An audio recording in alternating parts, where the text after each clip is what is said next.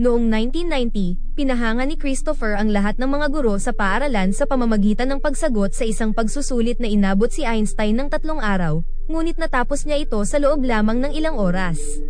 Sinabi ng kanyang nakatatandang kapatid na si Michelle na dahil sa kanyang pambihirang talino ay maaari siyang pumasok sa kolehiyo ng mas maaga, ngunit hindi pa sigurado si Christopher kung gusto niyang lumaktaw sa kolehiyo. Habang palabas sila, napansin siya ng isang sundalo dahil sa suot niyang t-shirt na may larawan ng isang cartoon robot at hinamak siya, pinaalalahanan na paparating na ang digmaan. Ang robot sa kanyang t-shirt ay si Cosmo, ang bida sa isang sikat na palabas sa telebisyon. Gayunpaman dahil sa lumalaganap na anti-robot sentiment sa buong bansa, kinansela ang palabas. Ang mga robot ay unang dinevelop ni Walt Disney para sa kanilang mga park noong 1955, at kalaunan ay ginawa ito para sa mass production, kaya ang mga robot ay naging pangunahing workforce sa buong mundo. Sa loob ng maraming taon, maayos silang nagtatrabaho na walang reklamo, ngunit kalaunan ay napagod sila at nagrebelde. Humiling ang mga robot ng kanilang sariling mga karapatan at nag-organisa ng mga protesta sa iba't ibang panig ng mundo na pinangunahan ni Mr. Peanut. Walang kinahantungang maganda ang kanilang protesta kaya dahil dito nagsimula ang digmaan sa pagitan ng mga tao at mga robot. Sino mang may robot sa bahay ay itinuturing na isang taksil. Hindi naging maganda ang takbo ng digmaan para sa mga tao, at lumabas sa telebisyon si Sergeant John upang ipaliwanag ang kanilang kalugihan laban sa mga robot dahil ang mga ito ay hindi na kailangang kumain, matulog, at hindi kumukurap. Sa loob ng 2 taon, patuloy na lumaban ang sangkatauhan ngunit paulit-ulit silang natatalo. Hanggang sa isang araw, naimbento ni Ethan, ang tagapagtatag ng Center Technologies, ang Neurocaster, isang aparato na nag-uugnay sa isipan ng tao sa mga robot na katawan. Dahil dito, nakipaglaban ang mga tao sa hukbo ng mga robot ng pantay, at sa loob lamang ng 2 linggo, natapos ang digmaan. Nanalo ang mga tao at si Colonel Bradbury ang itinuring bilang pangunahing bayani. Nakipagpulong si Peanut kay US President Clinton at Ethan upang lagdaan ang kasunduan ng pagsuko, habang mahigit 6,000 robot ang ikinulong sa exclusion zone sa disyerto. Makalipas ang ilang panahon, naglabas si Ethan ng mas maliit na bersyon ng Neurocaster para sa pangpersonal na paggamit nito. Ang modelong ito ay nagbibigay daan sa mga tao na paghiwalayin ang kanilang isipan upang makapagtrabaho at magsaya ng sabay. Noong 1994, si Michelle ay nasa bahay at sinusubukang tanggalin ang monitor sa kanyang bukong-bukong, ngunit kinailangan niyang itago ang kanyang mga gamit nang biglang pumasok si Ted suot-suot ang Neurocaster. Pinagalitan siya nito sa kanyang pag-uugali at pinaalalahanang kahit ilang beses na siyang tumakas sa kanyang mga dating foster home, hindi siya papayagang gawin ito rito. Sinagot siya ni Michelle sa pamamagitan ng pagturo sa mga bagay na kinukolekta ni Ted, ipinupunto na ilegal ang pagkuha ng mga gamit mula sa exclusion zone. Pagkatapos, pumunta siya sa klase at ang kanilang guro ay naroon din na gamit ang kanyang Neurocaster suit. Pinilit ang lahat ng estudyante na magsuot ng kanilang helmet, at nang tumanggi si Michelle, ipinadala siya sa opisina ng punong guro. Napansin ng babae sa kanyang profile na patay na ang buong pamilya niya at isinisi ito sa digmaan, pero nilinaw ni Michelle na ang pagkawala ng kanyang pamilya ay hindi dahil sa digmaan kundi dahil sa isang aksidente sa kotse. Ipinaliwanag ng punong guro na makakatulong ang neurotherapy upang pansamantalang makalimutan niya ang sakit. Bumalik sa alaala ni Michelle noong kasama pa niya ang kanyang kapatid sa dalampasigan, kung saan nagkaroon ito ng panic attack at siya ang nagpakalma rito. Gayunpaman, patuloy na tumanggi si Michelle na isuot ang helmet at umuwi. Nang gabing iyon, napanaginipan niya ang aksidente sa sasakyan na pumatay sa kanyang pamilya. Nagising siya noon sa ospital at may isang doktor na nakatingin sa kanya, ngunit hindi niya maalala ang mukha nito. Sa kasalukuyan, nagulat si Michelle at biglang nagising dahil sa isang ingay sa labas. Tumingin siya sa labas ng bintana at napansin ng isang aninong gumagalaw sa bakuran, kaya kinuha niya ang flashlight at lumabas. Bigla siyang nakakita ng isang mata na nagniningning sa bote bago bumagsak ang mesa, na nagdulot sa kanya ng matinding takot at tumakbo sa loob.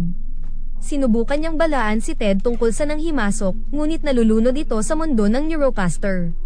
Nang pumasok na ang intruder, tumakbo si Michelle at nagtago sa ilalim ng kama. Gayunpaman, iniangat ng intruder ang kama at ito pala ay isang robot na mukha ni Cosmo. Tumakbo si Michelle sa sulok ng kwarto at sinubukang makipag-usap kay Cosmo, na gumamit ng mga kilos upang ipahiwatig na hinahanap siya nito. Hindi makapagsalita ng maayos ang robot kaya binuksan ni Michelle ang ulo nito upang ayusin ang kanyang voice circuit, ngunit sa kasamaang palad, ilan lamang sa mga naunang naitala na parirala ang kaya niyang sabihin. Pagkatapos ay kinuha ni Cosmo ang isang larawan ng magkapatid at paulit-ulit na itinuro ang sarili at si Christopher, na nagpapahiwatig na sila ay iisa. Hindi naniwala si Michelle at marahas na inagaw ang larawan mula sa kanyang bisig na naging dahilan upang bumagsak si Cosmo sa mga estanti. Sa ingay na ito, nagising si Ted at dumating sa kwarto upang makita si Cosmo. Sinisi niya si Michelle at sinigawan ito, na nagbunga ng isang matinding pagtatalo na nauwi sa pagtulak ni Ted kay Michelle papunta sa robot. Ginawa ni Cosmo ang parehong kilos na dating ginagawa ni Christopher, na sa wakas ay nagpaniwala kay Michelle na siya nga ay si Christopher bago itinulak si Ted sa pader. Sa galit, kinuha ni Ted ang isang golf club at sinubok ang hampasin si Cosmo, ngunit madaling binali ng robot ang pamalo at itinulak siyang muli. Sa pagkakataong ito, nasugatan si Ted at dali-daling tumawag sa 911 bago siya tinaser ni Michelle hanggang sa mawalan siya ng malay. Pagkatapos, sumakay sina Michelle at Cosmo sa kotse ni Ted, kung saan madaling tinanggal ng robot ang monitor mula sa kanyang bukong-bukong. Nahabol sila ni Ted gamit ang Neurocaster ngunit sa huli, natapon si Ted mula sa sasakyan at nakatakas ang dalawa. Kinabukasan, huminto ang kotse sa gitna ng kalsada dahil sa naplat ang tire nila. Sinuri ni Michelle ang trunk upang kunin ang reserbang gulong ngunit sira rin ito. Dahil dito, nagsimula siyang kulitin si Cosmo ng mga tanong, kaya ipinaliwanag ng robot na buhay pa si Christopher at kinokontrol ang robot na Cosmo mula sa malayo. Nang tanungin ni Michelle kung paano niya mahahanap ang kanyang kapatid, itinuro ni Cosmo ang logo ng kumpanya ng center sa isang karatula. Gamit ang lata na may sulat na Dr. Pepper at mga senyas ni Cosmo, ipinahiwatig ni Cosmo ang isang doktor na may salamin, ang tanging nakakaalam ng kinaroroonan ni Christopher. Biglang naalala ni Michelle ang paggising niya matapos ang aksidente. Ngayon ay naalala niya na ang mukha ni Dr. Amherst at kung paanong sinabi nito sa kanya na namatay si Christopher sa ospital. Kinuha ni Michelle ang mapa at itinuro ni Cosmo ang lokasyon sa gitna ng exclusion zone. Kailangan nila ng plano upang makapasok sa napakamapanganib na lugar na iyon, kaya naalala ni Michelle ang lahat ng ilegal na bagay na binili ni Ted. May isang kahon sa trunk ng kotse na may address ng sender's P.O. Box sa New Mexico, kaya nagpa siya silang hanapin ang taong ito, na maaaring may alam kung paano sila makakapasok sa exclusion zone. Ang dalawa ay palihim na sumakay sa isang tren para sa kalahati ng biyahe at nagpatuloy sa paglalakad para sa natitirang kalahati. Sa gabi, huminto si Michelle sa isang tindahan upang bumili ng pagkain, at paglabas niya, nakita niyang may paparating na truck kaya hinila niya si Cosmo sa isang eskinita upang magtago. Ang driver ay si John, na nagbukas ng P.O. Box na hinahanap ng dalawa at kumuha ng maraming pera mula rito. Pagkatapos ay lumitaw ang isang lalaki sa kanyang Neurocaster upang bumili ng baril mula kay John. Biglang itinapat ng kliyente ang baril kay John at tinangkang barilin siya, ngunit agad itong tinamaan ng isang electric shot na nagpahinto sa Neurocaster. Ang gumawa nito ay si Herman, ang robot na partner ni John, na tumulong sa kanyang ilipat ang bumagsak na makina habang pinag-uusapan kung paano makukuha ang mga bahagi nito. Habang abala sila, palihim na sumakay sina Michelle at Cosmo sa likod ng truck. Samantala, natagpuan ni Bradbury ang iniwang kotse ni Ted. Kinabukasan, dumating ang truck sa isang lumang minahan malapit sa exclusion zone. Dinala ni na John at Herman ang kanilang pinakabagong mga nakuha sa loob, hindi alam na nakatago sina Michelle at Cosmo sa isang kahon. Habang nagtatalo sina John at Herman tungkol sa nawawalang mga kable, sinubukan ni Michelle na gamitin ang pagkakataon upang magtago, ngunit aksidenteng napindot ni Cosmo ang isang kumakantang isda, kaya nadiskubre ang kanilang lokasyon. Nang palibutan sila ni na John at Herman, ipinaliwanag ni Michelle na gusto lang niyang makahanap ng gabay kung paano makapasok sa exclusion zone, ngunit inisip ni John na siya ay baliw kung tinatangka niyang pumasok doon. Biglang umakyat ang elevator kaya napagtanto ni John na may sumusunod sa kanila kaya nagtago silang lahat. Nang bumaba muli ang elevator, lumitaw si Bradbury. Ipinahayag niyang ang lugar na ito ay ngayon nasa ilalim ng jurisdiksyon ng Robot Deactivation Task Force at iniutos kina John at Michelle na lumabas na may nakataas na kamay. Sinubukan ni John na magkunwaring kapatid niya si Michelle, ngunit nakilala siya ni Bradbury at sinabing siya ay under arrest para sa ilang krimen. Tinangkang barilin ni Herman si Bradbury gamit ang kanyang electric beam subalit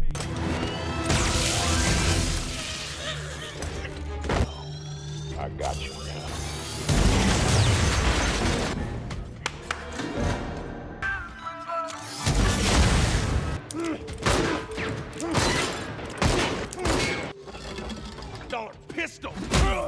Upang iligtas si John, sumuko sina Michelle at Cosmo. Lumakad si Bradbury palapit sa dalawa, ipinaliwanag na nakatakda na si Cosmo para sa deactivation. Sa sandaling iyon, pinabagsak ni Herman ang isang higanteng crane claw at nabihag si Bradbury. Pagkatapos ay tumalon ng buong grupo sa isang mining car upang tumakas. Gayunpaman, masyadong natagalan si John sa paghahanap ng tamang susi, kaya nagkaroon ng sapat na oras si Bradbury na makawala. Binaril niya ang sasakyan upang pabagsakin ito at sinubukan ding barilin si Cosmo, ngunit muling dinesarmahan siya ni Herman at sinimulang labanan siya ng dalawang robot. I'll kill you just for you.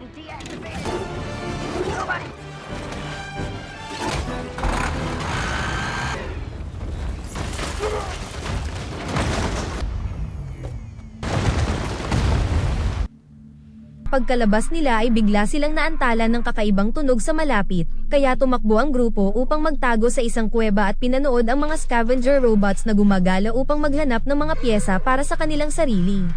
Nang makakuha si John ng pagkakataon ay lumabas siya at winasak ang isang robot upang makapasok sa kanyang garahe, kung saan sila ay may itinagong van at isang malaking robot suit na ginagamit ni Herman.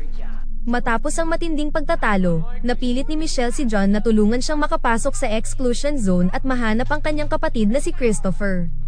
Ilang sandali pa, nasa loob na ng van sina Michelle, John, at Cosmo, habang binubuhat ito ni Herman gamit ang kanyang suit.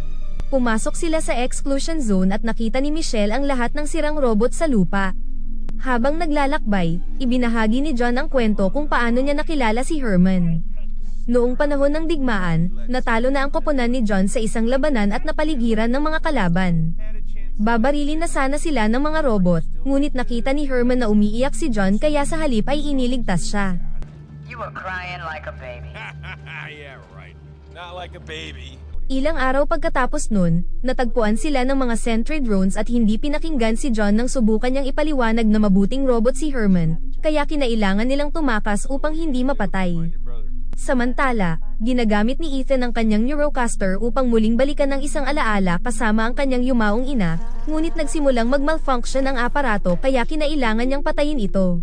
Sumigaw siya sa kanyang mga siyentipiko at nagdemand ng paliwanag kung ano ang nangyayari sa mga sistema ng kumpanya. Inamin ng kanyang mga tauhan na ang utak at pag-iisip ni Christopher ay nakatakas sa pamamagitan ng isang bot. Kung hindi nila siya mahahanap bago sumapit ang Biyernes, babagsak ang buong kumpanya. Sa virtual na mundo, desperadong nakipagkita si Ethan kay Bradbury. Alam niyang si Cosmo ay nasa listahan ng mga hinahabol ni Bradbury, kaya inalok niya ito ng isang kasunduan. Sa halip na dalhin si Cosmo sa mga awtoridad, gusto ni Ethan na ibigay ito sa kanyang kumpanya. Sa minahan, muling nag-activate ang Neurocaster ni Bradbury. Samantala sa disyerto, tinatalakay ng grupo ang ideya ng pagpasok sa isang abandonadong mall upang maghanap ng pagkain. Isang robot ang nakakita sa kanila at naghagis ng refrigerator, na naging sanhi ng pagkabasag ng harapang salamin ng van. Sinubukan ni Herman na tumakbo palayo, ngunit patuloy na naghahagis ng mga bagay ang kalaban kaya natumba siya. Bumaligtad ang van at agad na napaligiran ang grupo ng mga robot, na banihag sila at dinala sa loob ng mall. Doon, natuklasan nilang may isang buong lipunan ng mga robot sa loob, mula sa mga modelong pang-entertainment hanggang sa mga ordinaryong gamit pambahay. May isa pang ang higanteng robot sa labas na nakatingin sa kanila mula sa bintana. Dumating si Mr. Peanut at humingi ng paumanhin sa pagdakip sa kanila, ipinaliwanag niyang inakala ng mga robot na sila ay mapanganib na mga scavengers. Nang sabihin ni Michelle ang kanyang sitwasyon, ibinunyag ni Peanut na minsan nang bumisita si Dr. Amherst sa lugar na ito at mayroon siyang PhD sa human-machine interaction. Agad siyang pinalayas ni Peanut kaya hindi niya alam kung nasaan na ito ngayon. Nais ni Michelle na umalis upang ipagpatuloy ang kanyang paghahanap sa doktor, ngunit pinaalalahanan siya ni John kung gaano kadelikado sa gabi, kaya napapayag niya itong maghintay hanggang sumapit ang umaga. Sa pribadong sandali, naalala ni Michelle ang kanyang huling Pasko kasama si Christopher at kung gaano na lang sila bihirang magkita simula nang pumasok ito sa kolehiyo. Hindi niya mapigil ang umiyak sa alaala, kaya't pinalubag loob siya ni Cosmo bago panoorin ang paborito nilang cartoons noong bata pa sila. Hindi nagtagal, sumali ang iba pang mga robot sa panonood, na napansin ni Peanut. Nang makatulog na ang lahat, biglang nagising sila dahil sa isang male robot na naghahanap kay Christopher. Tinaas ni Cosmo ang kanyang kamay at iniabot sa kanya ng robot ang isang postcard na iniwan ni Amherst para sa kanya. May nakasulat na address sa likod nito at isang tala na nagsasabing hihintayin siya ni Amherst doon. Ang lugar na iyon ay nasa teritoryo ng mga scavengers, kaya hindi sila maaaring pumasok ng walang plano. Narinig ni Peanut ang usapan at ipinakilala sila sa isang training robot na laging nagmamalfunction habang nagtuturo kung paano labanan ang mga scavengers. Sa una, inakala ni John na magiging pabigat ito, ngunit napahanga siya nang biglang magpakawala ito ng baseballs ng napakabilis. Kinaumagahan, nakarating na si Bradbury sa exclusion zone at pinagmasdan ang mall mula sa malayo. Napansin niyang papaalis na ang grupo sakay ng sasakyan ni Peanut. Maghapon silang nagmaneho at pagsapit ng gabi, nakarating sila sa isang abandonadong amusement park kung saan dapat matatagpuan ang address. Napansin ni Michelle ang mga ilaw sa isa sa mga atraksyon, kaya inisip niyang may tao roon. Biglang nagising ang isang dambuhalang ulo ng payaso at lumitaw ang mga nakakatakot na robot sa paligid nila.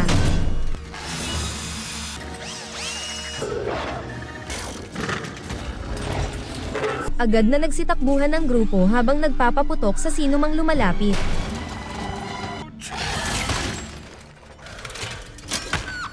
Sinubukang makipag-usap ni Peanut sa mga robot, ngunit puro ungol lang ang sagot ng mga ito.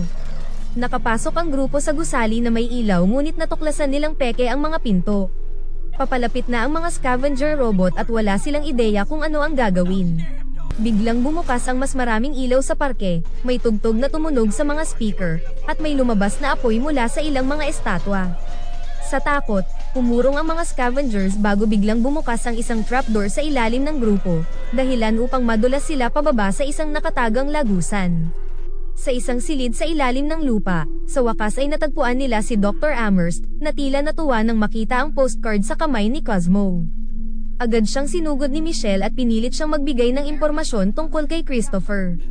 Ibinunyag ni Dr. Amherst na ang bata ay nasa mga laboratorio ng center sa Seattle. Matapos ang aksidente, isinailalim si Christopher sa ilang pangkaraniwang pagsusuri at ang MRI machine ng ospital ang nag-alerto na ang utak ni Christopher ay espesyal. Ang utak mismo ni Christopher ang natatanging pag-asa upang manalo sila sa gyera laban sa mga robot noong panahon ng digmaan, kaya hinayaan ng doktor ang center na kunin siya at nagsinungaling kay Michelle tungkol sa kanyang pagkamatay. Pagkatapos, pinagana ni Amherst ang isang computer na nagpapalabas ng video ng isang eksperimento. Si Christopher ay na-comatose at inakala nilang permanente na ito, kaya ikinonekta nila ang kanyang utak sa Neurocaster network upang gumana ito. Hindi ipinagmamalaki ni Amherst ang ginawa nila, ngunit naniniwala siyang kinakailangan ito upang mailigtas ang mundo at ipinunto niya kay Michelle na mamamatay lang si Christopher sa kama kung hindi nila siya kinuha. 13 buwan matapos magsimula ang eksperimento, nagising si Christopher, at nais siyang idiskonekta ni Amherst.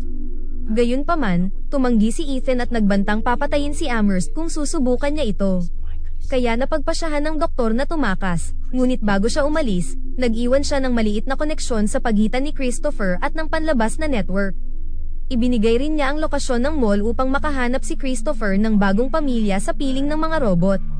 Ipinunto ni Michelle na mayroon ng pamilya si Christopher, kaya sinuntok ni John si Amherst para kay Michelle. Sa sandaling iyon, lumitaw si Bradbury sa labas at binaril ang pasukan upang makapasok sa tunnel. Dumulas siya pababa ngunit natagpuan ang silid na walang laman. Biglang namatay ang mga ilaw, at inatake siya ni Peanut mula sa likuran. I'm gonna crack that shell. Samantala, palihim na umalis ang natitirang grupo ngunit natigilan sila nang marinig ang isang ingay. Lumitaw ang maraming sundalong Neurocaster sa himpapawid at lumapag sa paligid nila, inuutusan silang sumuko. Sinimulan ng training robot na magpaputok ng mga bola na may sapat na lakas upang mabasag ang ilang helmet ng mga sundalo. Lahat ng ito ay nasaksihan ni Ethan sa pamamagitan ng mga kamera, kaya iniutos niyang hulihin si Cosmo at patayin ang iba kung kinakailangan.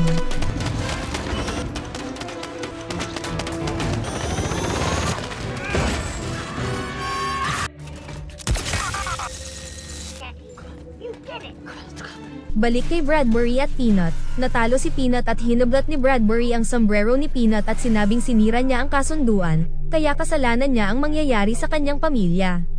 Kasabay nito, dumating pa ang maraming sundalong Neurocaster. Lumabas si Bradbury at walang habas na nagpaputok sa mga atraksyon. Sinabi ni Amherst sa kanyang mga kaibigan na tumakbo bago siya lumabas upang harapin si Bradbury, hinahamon itong barilin siya. Nag-alinlangan si Bradbury na pumatay ng isa pang tao, kaya kinuha ni Ethan ang kontrol sa isang Neurocaster at binaril mismo si Amherst. Bumagsak ang doktor sa mga debris at namatay nang maampil siya ng isang bakal na poste. Sinubukan ni na Michelle at Cosmo na tumakas ngunit napaligiran sila ng mga sundalo. Hinawakan ng isa si Michelle habang kinuha ng isa pa si Cosmo upang lumipad palayo. Binaril ni Bradbury ang Neurocaster na may hawak kay Michelle at sinabi kay Michelle na umuwi na siya bago ito lumipad palayo. Kinabukasan, bumalik ang grupo sa mall at natagpuan itong wasak, kasama ang karamihan sa mga robot na nawasak. Samantala, dinala si Cosmo sa mga laboratorio ng center upang muling maikonekta sa katawan ni Christopher ang utak nito. Habang ikinokonekta siya ni Ethan sa sistema, napagtanto ni Bradbury na niloko siya ni Ethan dahil hindi lang isang simpleng robot si Cosmo, kaya nagalit siyang ipinadala siya upang hulihin ang isang bata.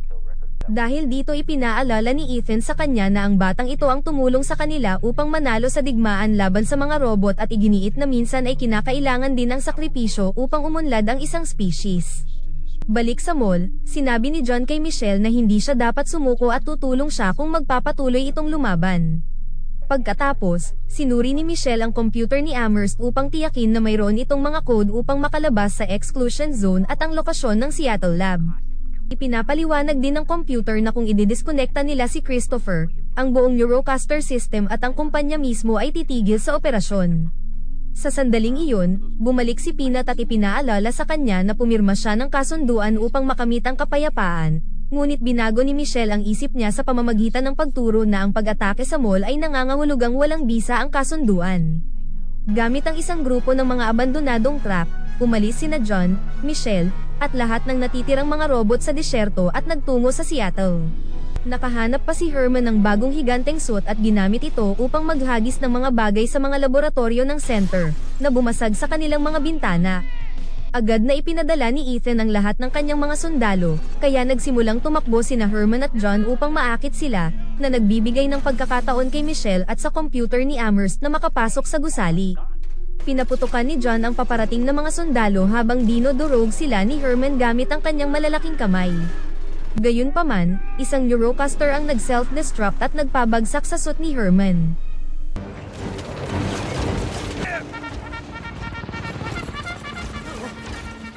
Nang ang task force ay nasa malayo na, sumali rin sa labanan ng ilang mga robot na nakita ni Bradbury sa mga kamera.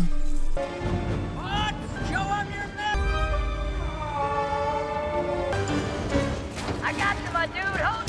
Hands up!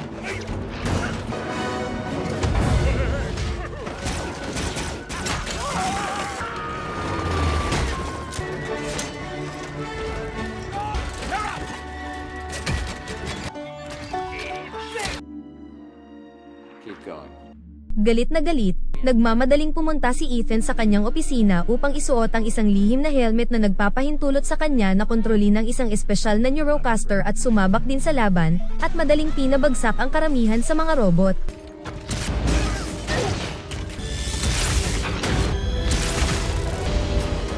Sa main lab, nagkunwari ang computer ni Amherst na isang baliw at marahas na robot upang takutin ang mga siyentipiko.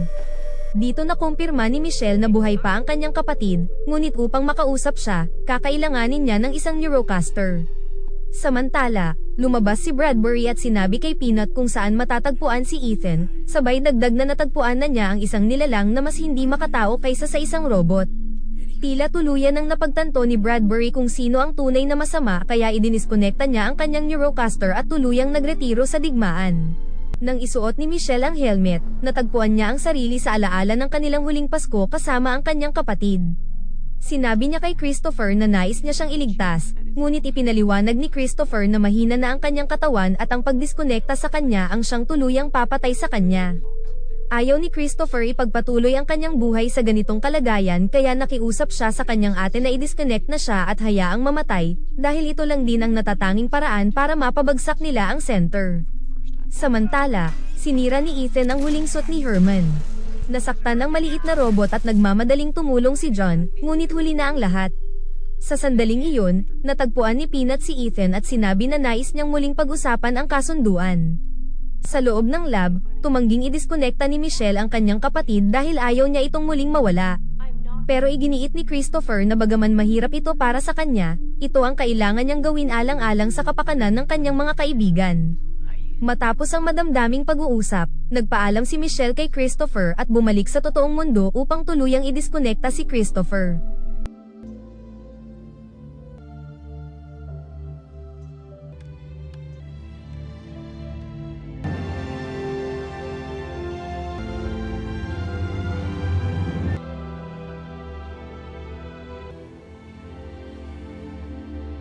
No, no, no, no!